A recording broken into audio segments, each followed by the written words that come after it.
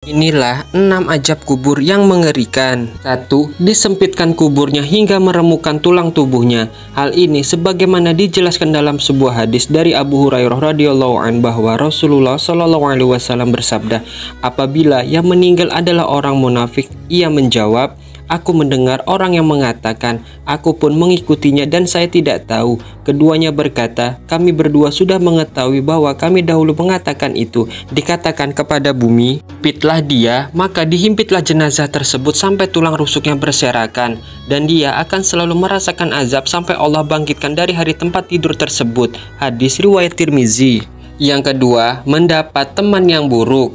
Azab ini diberikan kepada orang kafir yang durhaka kepada Allah Subhanahu wa Ta'ala. Hal ini sebagaimana dijelaskan dalam sebuah hadis. Kemudian datanglah kepadanya seorang yang berwajah jelek dan berbau busuk. Orang itu berkata, berbahagialah dengan apa yang menyakitimu. Inilah hari yang dijanjikan kepadamu. Lalu si mayit bertanya, siapa engkau yang berwajah jelek? Ia menjawab, aku adalah amalanmu yang buruk. Lalu mayit itu berkata, ya Robku, janganlah engkau datangkan kiamat, karena ia tahu sesudahnya adalah neraka. Hadis riwayat Ahmad. Yang ketiga, dipukul dengan palu besi.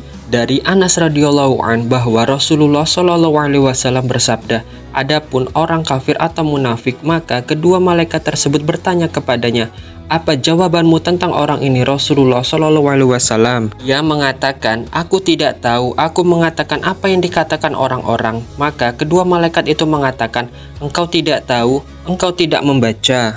Kemudian dia dipukul dengan palu dari besi tepat di wajahnya. Dia lalu menjerit dengan jeritan yang sangat keras yang didengar oleh seluruh penduduk bumi, kecuali dia golongan jin dan manusia. Muttafaq alaih. 4. Dicabik-cabik ular besar yang ganas. Rasulullah shallallahu alaihi wasallam bersabda, tiba-tiba aku melihat para wanita yang payudara-payudara mereka dicabik-cabik ular yang sangat ganas. Maka aku bertanya, kenapa mereka? Malaikat menjawab, mereka adalah para wanita yang tidak mau menyusui anak-anaknya tanpa alasan syar'i. Hadis riwayat Al-Hakim.